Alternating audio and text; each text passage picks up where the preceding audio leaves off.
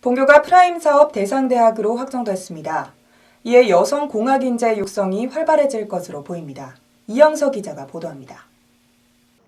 지난 3일 본교가 교육부의 프라임 사업 대상 대학으로 지정됐습니다.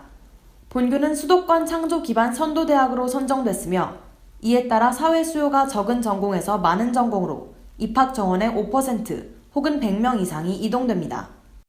확대되는 학과에 필요한 시설, 교수 인력, 기자재 등의 확충을 위해 정부는 약 50억 원을 지원합니다. 정부는 인력 수급 불균형을 해소하기 위해 본 사업을 진행한다고 밝혔습니다. 이는 고용노동부와 한국고용정보원이 발표한 2024년까지의 대학 전공별 인력 수급 전망을 바탕으로 하고 있습니다.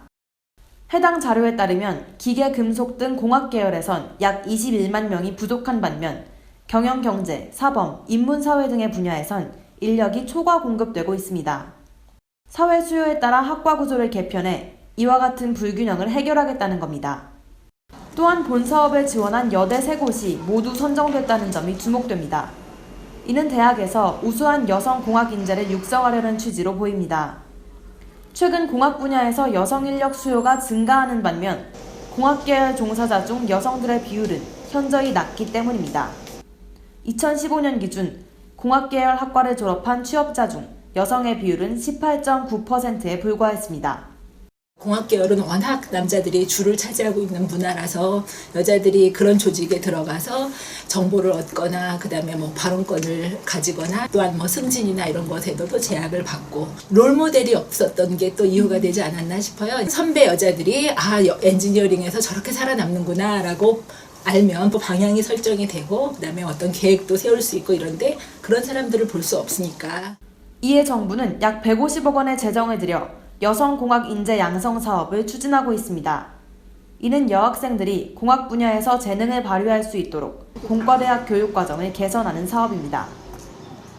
공학 분야는 기존의 생산 중심의 남성적 산업에서 고부가가치 창출을 위한 기술 정보 집약적인 산업으로 변모됨에 따라 창의성과 섬세성을 갖춘 여성공학 인력에 대한 중요성이 확대되고 있습니다.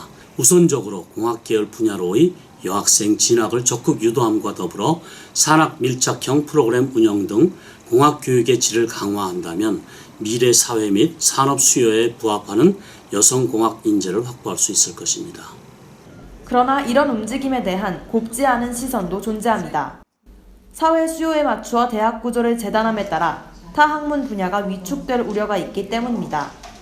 다양한 학문적 연구가 수행되어야 하는 대학교라는 공간 안에서 이루어지는 게 바람직한 것인가에 대한 의문이 들고 이러한 사업 추진으로 인해서 저희 과에서 뽑는 인원이 이제 점점 감소한다고 해요. 그러면 또 이렇게 또 다른 부차적인 부작용이 발생할 수 있기 때문에 걱정과 기대가 공존하는 가운데 여성 공학 인재 육성에 대한 대학들의 관심이 높아지고 있습니다. UBS 이영서입니다.